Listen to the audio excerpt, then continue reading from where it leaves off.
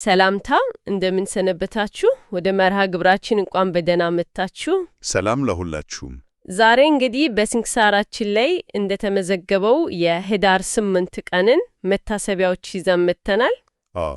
ይህ ቀን በቤተ ክርስቲያናችን ታሪክ ውስጥ እጅግ በርካታ መንፈሳዊ ትርጉሞችን የያዘ ነው። ብዙ ቅዱሳንን የምናስብበት ዕለት ነው። ልክ ነው።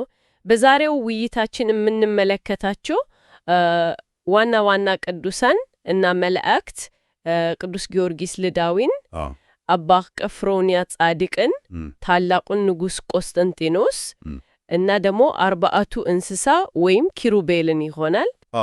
ዋናው እንግዲህ ዓላማችን እነዚህን ታሪኮች ከምንጫቸው ከስንክሳሩ የተነሳን መመርመር ነው። ያው ከበስተጀርባቸው ያለውን መንፈሳዊ ፋይዳ እና ለዘመናችንም የሚጠቅም ትምህርት መፈለግ ነው፣ ዝም ብሎ ታሪክን ከመናገር ባሻገር። በጣም ጥሩ። እንግዲያውስ ከመጀመሪያውን ጀምር። ከታላቁ ሰማዕት ቅዱስ ጊዮርጊስ ስንክሳሩ እንደሚለው የተወለደው ፍልስጤም ውስጥ ልዳ በምትባል ቦታ ነው፣ ከአባቱ ዘረንቶስ እና ከእናቱ ቴዎበስታ። ልክ ነው። ክርስቲያን ቤተሰብ ውስጥ ነው ያደገው። ወላጆቹም ያው በዘመኑ የተከበሩና ሀብታም ሰዎች ነበሩ። ይህ እንግዲህ ጥሩ አስተዳደግና ትምህርት እንዲያገኝ ረድቶታል።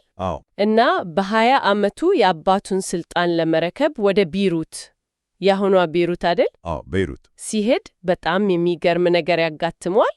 የከተማው ሰዎች ዘንዶ ያመልኩ ነበር። እውነትም የሚገርም ነው። ያው በአንዳንድ ጥንታዊ አረማውያን ባህሎች ውስጥ እንዲህ ያሉ ነገሮችን መፍራት ወይም ማምለክ ነበር። ቅዱስ ጊዮርጊስ ግን በእምነቱ ጸንቶ ሕዝቡን መጀመሪያ አስተምሮ ከዛም በፈጣሪ ኃይል ዘንዶን እንደገደለው ነው ታሪኩ የሚናገሩ። ገና በወጣትነቱ ማለት ነው። ገና በ20 ዓመቱ ያሳየው ድፍረትና እምነት ነው። ይሄ ድርጊቱ ደግሞ ለሚመጣበት መከራ መነሻ ይመስላል። ከዚያ ወደ ዱዲያኖስና ሰባ ነገሥታት ሲሄድ ነው እንግዲህ የሰማዕትነት ጉዞ የሚጀምረው። በትክክል የደረሰው በጣም አስቸጋሪ ጊዜ ላይ ነበር። ክርስትና በትኑ በሚሰደድበት፣ ጣዖት አምልኮ በነገሰበት ወቅት እና ስንክሳሩ እንደሚናገረን እመቤታችን ተገልጻለት ስለሚቀበለው መከራ ግን ደግሞ ስለሚያገኘው ክብር አስቀድማ ነገረችው። ይሄ ትልቅ ማበረታቻ ነው ለሚመጣው መከራ። በእርግጥ እርሱም ያው ሰማዕትነትን መረጠ። ከዚያ በኋላ ለ7 ዓመታት የዘለቀ እውነት ለመናገር በቃላት ለመግለጽ የሚከብድ ስቃይ ተቀበለ። 7 ዓመት ሙሉ? ምንጮቹ 3 ጊዜ ሞቶ እንደተነሳ ይዘገባሉ። ይህን ስናስብ ከሰው ልጅ የመቋቋም አቅም በላይ ነው። ለዚህም አደል የሰማዕታት አለቃቸው ፀሐይ፣ የንጋት ኮከብ የሚባለው። ልክ ነሽ። ዝም ብሎ የተሰጡ ስሞች አይደለም። የሰማዕታት አለቃ መባሉ በጽናቱ ከሌሎች ልቆ መገኘቱን ያሳያል። ፀሐይና የንጋት ኮከብ መባሉ ደግሞ በጨለማው የስደት ዘመን እንደ ብርሃን ፈንጥቆ መውጣቱን ለሌሎች ክርስቲያኖች የተስፋ ተምሳሌ መሆኑን ነው። የመከራውና የሕማሙ ብዛት የስሙን ክብር ከፍ እንዳደረገው ማለት ነው። በትክክል ተውላጠ ጻማሁ ወሕማሙ ዘተለዓለሙ ገሰሱሙ የተባለው ለዚህ ነው። ከ7 ዓመት በኋላ በሰይፍ ተሰይፎ ሰማዕትነቱን ፈጸመ። ከአንገቱም ደም፣ ውሃና ወተት መፍሰሱ 7ቱ አክሊታት። እነዚህ በቤተ ክርስቲያን አስተምህሮ ጥልቅ ምስጢር አላቸው። ደሙ ያው የሰማዕትነቱን እውነተኝነት፣ ውሃው የጥምቀቱና የመንጻቱን፣ ወተቱ ደግሞ የንጽሕናውን ምልክቶች ናቸው። 7ቱ አክሊላት ደግሞ ላሳየው ፍጹም ጽናትና ድል የተሰጠው ሰማያዊ ክብርና የድል አክሊል መሆኑን ያመለክታሉ። ለእንዲህ አንዱ ዓመት መከራ ማለት ነው። እና ይህች ህዳር 8 ቀን ቂዳሴ ቤቱ የተከበረባት ቀን መሆኗ ልዩ ትርጉም አላት።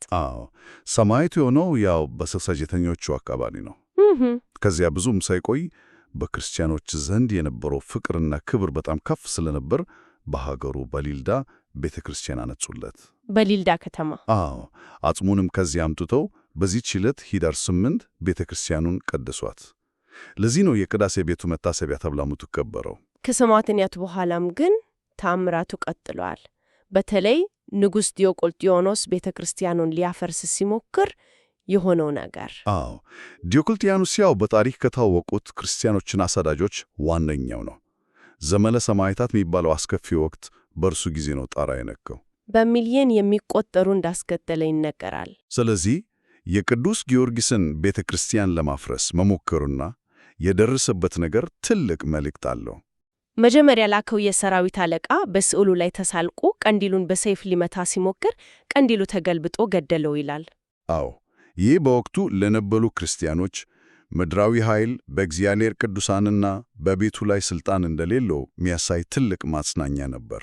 ቀንዲሉ የብርሃን ምልክት ሆኖ ርኩሰትን መመከቱ የሰማራዊውን ኃይል ያሳያል። ንጉሡ ራሱ ሲመጣ ደግሞ ቅዱሳን መላእክት ሚካኤልና ገብርኤል ዓይኑን አጠፉት። ቅዱስ ጊዮርጊስም ደወሉን መረዋውን ለቆበት አሳበደው ይላል ስንክሳሩ። ይህም ተመሳሳይ መልእክት ነው ያለው። የእግዚአብሔርን ቤት ለማቃወስ ሲሞክር ኃይል በመጨረሻ ሰማያዊ ፍርድ እንደሚገጥመው ያሳያል። መጨረሻውም ለ7 ዓመት አብዶ ሲለምን ኖሮ ሰይጣን ከገደል ወራውሮ ገደለው መባሉ የነገሥታትን መጨረሻ በእግዚአብሔር እጅ መሆኑን ያሳያል። በትክክል የቱንም ያህል ምድራዊ ኃይል ቢኖር ፍጻሜው በእግዚአብሔር እጅ ነው። የቅዱሳኑም ክብር እንደማይቀር በጣም አስደናቂ ታሪክ ነው። እሺ፣ ከዚህ ወጥተን ወደ ሁለተኛው የዕለቱ መታሰቢያ እንለፍ። አባ ቀፍሮንያ ጻድቅ። የእሳቸው ታሪክ ደግሞ በተለየ መንገድ ነው የሚጀምረው። መጀመሪያ አረማዊ የአገር ገዢ ልጅ ነበሩ። አዎ፣ ይሄ ነው ታሪካቸውን ልዩ የሚያደርገው። ከክርስትና ውጪ ማደጋቸው ብቻ ሳይሆን በኃይልና ሥልጣን ዓለም የነበሩ ናቸው። ግን ምን ይላል ስንክሳሩ? በውስጡ ቅንነት ነበረው ይላል። ገና ከመጀመሪያው ለመልካም ነገር የተዘጋጀ ልብ እንደነበረው ነው ያሳየው። ገና ወጣት ሳሉ መነኮሳት አይተውት በጎ ክርስቲያን ምርጥ ዕቃም ይሆናል ብለው መተንበያቸውስ? ይህ ደግሞ የእግዚአብሔር ጥሪና ዕቅድ ከሰው አረዳዳድ በላይ መሆኑን ያሳያል። ያኔ ትርጉም የሌለው መስሎ ሊሆን ይችላል፣ ግን ፍጻሜውን ያገኘው ከብዙ ዓመታት በኋላ ነው። አዎ፣ የአገር ገዢ ሲሆኑ ገዳም ሊያቃጥሉ ይነሳሉ። በዘመኑ በነበረው ሁኔታ ማለት ነው። ሰራዊት አስከትለው ዘመቱ። ነገር ግን ገዳሙን ሲረግጡ ልባቸው ተሰበረ ይላል። ይህ እንዴት ነው? ድንገተኛ ነሳ?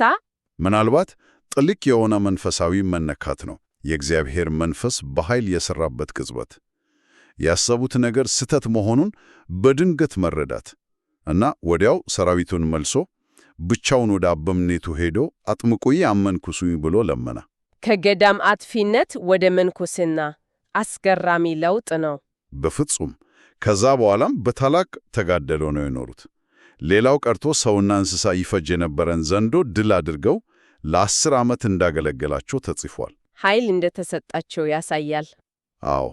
እና በዚህ ዕለት ማረፋቸው ደግሞ ከመነሻው ትንቢት እስከ መጨረሻው ፍጻሜ ድረስ ያለውን የእግዚአብሔርን ሥራ የምናስብበት ነው። ያልተጠበቀ መለወጥ ኃይልን ያሳየ። በትክክል። እሺ፣ ከኚህ ጻድቅ ቀጥለን ደግሞ በታሪክ ላይ ትልቅ አሻራ ያኖሩት ንጉሥ ቅዱስ ቆስጠንጢኖስን እናንሳ። ስንክሳሩ በሐዲስ ኪዳን ደርሶ ያለ ንጉሥ ለቤተ ክርስቲያን አልተነሳም ሲል ትልቅ ምስክርነት ነው የሰጠው። እውነት ነው። የቅዱስ ቆስጠንጢኖስን አስተዋጽኦ ለመረዳት የተነሳበትን ዘመን ማስታወስ አለብን። ዘመነ አጸባ፣ የሰማዕታት ዘመን፣ ክርስትና ከምድረ ገጽ ሊጠፋ የቀረበበት፣ አብያተ ክርስቲያናት የሚፈረሱበት፣ መጻሕፍት የሚቃጠሉበት፣ በሚሊዮን የሚቆጠሩ የሚገደሉበት ወቅት። ስለዚህ ቆስጠንጢኖስ ያመጣው ለውጥ ከዚህ አንጻር እጅግ ታላቅ ነው። በጣም። እርሱ ያንን የመከራ ዘመን ያስቆመ ንጉሥ ነው። በ318 ዓመት የሚላን አዋጅ የሚባለውን አውጥቶ ለሁሉም የሃይማኖት ነጻነት ሰጠ። ለሁሉም? አዎ፣ ለሁሉም የሮም ግዛት ዜጎች። ይሄ ቀርነ ሃይማኖት ቆመ የሚባለው ነው። የሃይማኖት ነጻነት ቀንደ መለከት በይፋ ታወጀ። ከዚያም አልፎ ቤተ ክርስቲያንን በብዙ መንገድ ደግፏል። ጉባኤዎችን ጠርቷል። አብያተ ክርስቲያናትን አንጿል። አዎ፣ የኒቅያ ጉባኤን በ325 ዓመት ጠራው እርሱ ነው። ይሄ የክርስትናን መሠረታዊ አስተምህሮ በማጽናት ትልቅ ሚና አለው። አብያተ ክርስቲያናትን ማነጹም ክርስትና ከስደት መውጣቱን ያሳያል። ይህች ኅዳር 8 ከእርሱ ሕይወት ጋር እንዴት ትገናኛለች? ይህች ቀን በ312 ዓመት መክሲሚያኖስ ከሚባል ተቀናቃኙ ጋር ሊዋጋ ከመዝመቱ በፊት በሰማይ ላይ የመስቀል ምልክት ያየበት ዕለት ናት ተብሎ ይታመናል። ያ ታዋቂው ራእይ? አዎ፣ በፈለገ ኮቡር ወንዝ አጠገብ ሳለ ቱቱ ኒቃ ወይም ስንክሳሩ ኒቆስጣጣን እንደሚለው በዚህ ድል ታደርጋለህ የሚል ጽሑፍ ያለበት መስቀል አየ። እናም የመስቀል ምልክትን በጦር መሳሪያዎች ላይ አድርጎ ዘምቶ ድል አደረገ። ልክ ነው። በሚልቪያን ድልድልሽ ጦርነት መክሲሚያኖስን አሸነፈ። ይህ ክስተት መስቀልን ከውርደት ምልክትነት ወደ የድልና የንግስና ምልክትነት የቀየረ ታሪካዊ ክስተት ነው። ስለዚህ የቆስጠንጢኖስ ታሪክ የእግዚአብሔር ጣልቃ ገብነት በታሪክ ላይ እና የአንድ መሪ ውሳኔ እንዴት የታሪክን አቅጣጫ እንደሚቀይር ያሳያል። በትክክል ከፖለቲካዊ ፋይዳው ባሻገር ለክርስትና መስፋፋትና ለቤተ ክርስቲያን እድገት ያበረከተው አስተዋጽኦ አይመረሰም። እጅግ በጣም ጥሩ። አሁን ወደ መጨረሻው የዕለቱ መታሰቢያ እንምጣ። አርባዕቱ እንስሳ ኪሩቤ። እነዚህ መላእክት እነማን ናቸው? በሰማያዊው መዋቅር ውስጥ ያላቸው ቦታስ ምንድን ነው? ኪሩቤል በእግዚአብሔር የፍጥረት ሥርዓት ውስጥ ልዩና የከበረ ቦታ ያላቸው ቅዱሳን መላእክት ናቸው።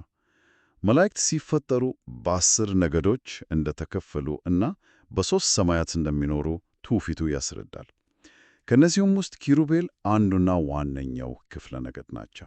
የመላእክት ጠቅላላ ስራቸው ምንድን ነው? መላእክት ረቂቅ መንፈሳዊ ፍጡራን ናቸው። አይበሉም፣ አይጠጡም፣ አይዋለዱም፣ አይሞቱም። ዋና ስራቸው ዘወትር ፈጣሪን ማመስገን ነው፣ ቅዱስ ቅዱስ ቅዱስ እያሉ እና ደግሞ እንደ ስማቸው መልአክ ተላላኪዎች ናቸው። ከእግዚአብሔር ወደ ፍጥረት፣ ከፍጥረትም ወደ እግዚአብሔር፣ ለምህረትም ለመዓትም ይላካሉ ማለት ነው። አዎ የእግዚአብሔርን ምሕረት ያወርዳሉ፣ ልመናን ያሳርጋሉ፣ እንደ ፈቃዱ ፍትህን ይፈጽማሉ፣ ፍጥረትን ይጠብቃሉ፣ ስለ ሰው ልጆችም ይማልዳሉ። በዘካርያስ 1:12 እንደተጻፈው ምስጢር ይገልጣሉ፣ ይረዳሉ፣ ከክፉ ይጠብቃሉ። ልክ ነው። ከነዚህ ሁሉ መላእክት መካከል የኪሩቤል ልዩነታቸው ምንድን ነው? ኪሩቤል ልዩ ክብራቸው የመንበረ ጸባዖት የእግዚአብሔር የክብር ዙፋን ተሸካሚዎች መሆናቸው ነው። ዙፋኑን የሚሸከሙ። አዎ ይሄ ከሌሎች መላእክት ይልቅ ወደ እግዚአብሔር ያላቸውን ቅርበትና የክብራቸውን ልዕልና ያሳያል። በነቢዩ ሕዝቅኤልም በቅዱስ ዮሐንስ ራእይም ላይ ተገልጿል።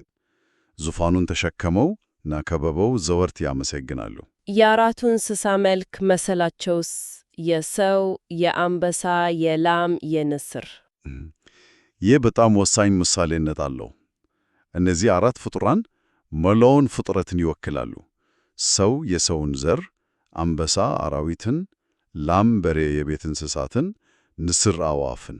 ስለዚህ እነርሱ በእነዚህ መልክ መመሰላቸው ስለ ፍጥረታት ሁሉ በእግዚአብሔር ፊት ምሕረቱን የሚለምኑ መሆናቸውን ያሳያል። በትክክል አማላጅነታቸው መላውን ፍጥረት ያጠቃልላል። 6 ክንፎች አላቸው። በሁለቱ ፊታቸውን፣ በሁለቱ እግራቸውን ይሸፈናሉ፣ በሁለቱ ይበራሉ። ምሉዓነ አይንት አይንን የተሞሉም ይባላሉ። 6ቱ ክንፎች የከፍተኛ መንፈሳዊ ንጽሕናና ፍጥነት ምሳሌ ናቸው።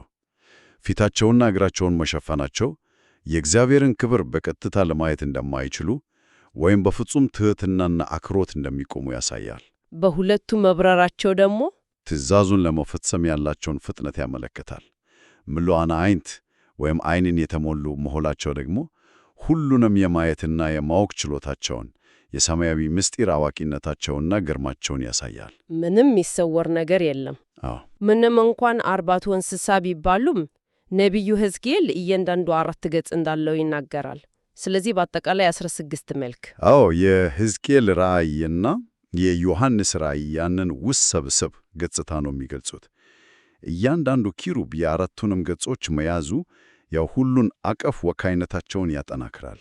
በሐዲስ ኪዳን ደግሞ ከ4ቱ ወንጌላውያን ጋር ያላቸው ግንኙነት በጣም ይታወቃል። በጣም ይህ በቤተ ክርስቲያን ትውፊት ትልቅ ቦታ አለው። 4ቱ ወንጌላውያን ማቴዎስ፣ ማርቆስ፣ ሉቃስ፣ ዮሐንስ ወንጌላቸውን ሲጽፉ በእነዚህ በ4ቱ እንስሳ እንደተረዱ ይታመናል። ስለዚህ ወንጌሎቻችሁ በእነዚህ ገጽታዎች ይመሰላሉ። ማቴዎስ በሰው ገጽ ስለ ክርስቶስ ሰብአዊነትና ትውልድ ስለሚያወራ፣ ማርቆስ በአንበሳ ገጽ የክርስቶስን ኃይል እና ንግሥና፣ አንበሳ የአራዊት ንጉሥ ነው። ሉቃስ በላም በሬ ገጽ የክርስቶስን መሥዋዕትነት፣ በሬ የመሥዋዕት እንስሳ ነው። ዮሐንስ ደግሞ በንስር ገጽ ወደ መለኮታዊው ባሕሪ ከፍ ብሎ ስለሚመለከት። ለዚህ ነው በአብያተ ክርስቲያናት በምስል ሲሳሉ ከወንጌላውያኑ ጋር አብረው የሚታዩት። ልክ ነው። በድርሳናትና በገድላትም ውስጥ ጥልቅ ቦታ አላቸው። የራሳቸው ድርሳን እንዳላቸው በሌሎች ቅዱሳን ገድላትም ስራቸው እንደተጻፈ ስንክሳሩ ይጠቅሳል። አዎ ይህ በኦርቶዶክስ ተዋሕዶ እምነት ውስጥ ያላቸውን የማያቋርጥ ተራዳይነትና አማላጅነት ያሳያል። ምዕመናንም በጸሎታቸው ረድኤታቸውንና ምልጃቸውን ይጠይቃሉ። ያ ቅድም የተጠቀሰው ሰላም ለኩሙ ኪሩባውያን ሳውሉ መድኃኒተ ወምህረተ ሁሶ የሚለው ልመና ለዚህ ነው። በትክክል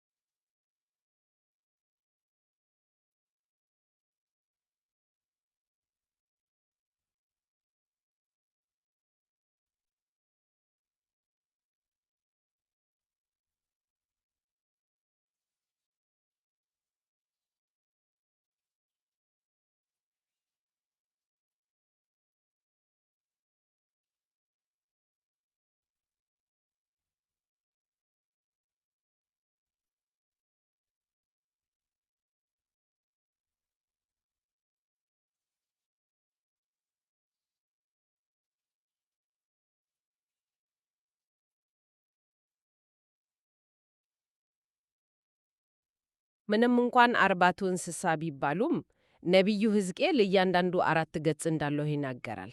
ስለዚህ በአጠቃላይ 16 መልክ። አዎ የሕዝቅኤል ራእይና የዮሐንስ ራእይ ያንን ውስብስብ ገጽታ ነው የሚገልጹት። እያንዳንዱ ኪሩብ የአራቱንም ገጾች መያዙ ያው ሁሉን አቀፍ ወካይነታቸውን ያጠናክራል።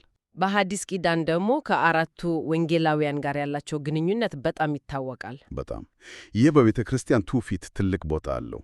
አራቱ ወንጌላውያን ማቴዎስ፣ ማርቆስ፣ ሉቃስ፣ ዮሐንስ ወንጌላቸውን ሲጽፉ በእነዚህ በአራቱ እንስሳ እንደተረዱ ይታመናል። ስለዚህ ወንጌሎቻቸው በእነዚህ ገጽታዎች ይመሰላሉ። ማቴዎስ በሰው ገጽ ስለ ክርስቶስ ሰብአዊነትና ትውልድ ስለሚያወራ፣ ማርቆስ በአንበሳ ገጽ የክርስቶስን ኃይል እና ንግሥና፣ አንበሳ የአራዊት ንጉሥ ነው። ሉቃስ በላምበሬ ገጽ የክርስቶስን መሥዋዕትነት፣ በሬ የመሥዋዕት እንስሳ ነው። ዮሐንስ ደግሞ በንስር ገጽ ወደ መለኮታዊው ባህሪ ከፍ ብሎ ስለሚመለከት ለዚህ ነው በአብያተ ክርስቲያናት በምስል ሲሳሉ ከወንጌላውያኑ ጋር አብሮ የሚታዩት። ልክ ነው። በድርሳናትና በገድላትም ውስጥ ትልቅ ቦታ አላቸው። የራሳቸው ድርሳን እንዳላቸው በሌሎች ቅዱሳን ገድላትም ስራቸው እንደተጻፈ ስንክሳሩ ይጠቅሳል። አዎ ይህ በኦርቶዶክስ ተዋሕዶ እምነት ውስጥ ያላቸውን የማያቋርጥ ተራዳይነትና አማላጅነት ያሳያል። ምዕመናኑም በጸሎታቸው ረድኤታቸውንና ምልጃቸውን ይጠይቃሉ። ያ ቅድም የተጠቀሰው ሰላም ለኩሙ ኪሩባውያን ሳሉ መድኃኒተ ወምህረተ ሁሶ የሚለው ልመና ለዚህ ነው። በትክክል እንግዲህ ዛሬ በኅዳር 8 የሚዘከሩትን እነዚህን ታላላቅ አካላት ከስንክሳሩ በመነሳት ለመዳሰስ ሞክረናል። የቅዱስ ጊዮርጊስን ጽናት፣ የአባ ቅፍሮንያን መለወጥ፣ የንጉሥ ቆስጠንጢኖስን ታሪካዊ ሚና፣ የኪሩቤልንም ሰማያዊ ክብርና ምልጃ ተመልክተናል። አዎ እነዚህ ሁሉ ታሪኮች ምንም እንኳን በዘመን የራቁ ቢመስሉም ለዛሬው ሕይወታችን ብዙ ትምህርት አላቸው።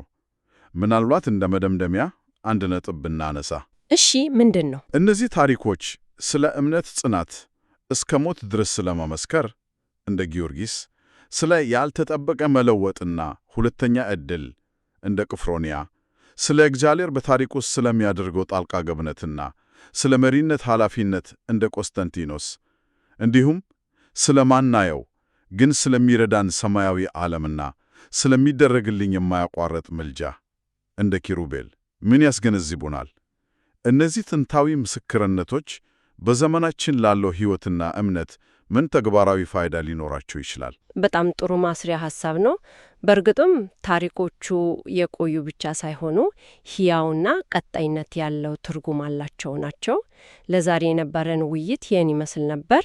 አብራችሁን ስለነበራችሁ እናመሰግናለን። ወስብሐት ለእግዚአብሔር። ወስብሐት ለእግዚአብሔር።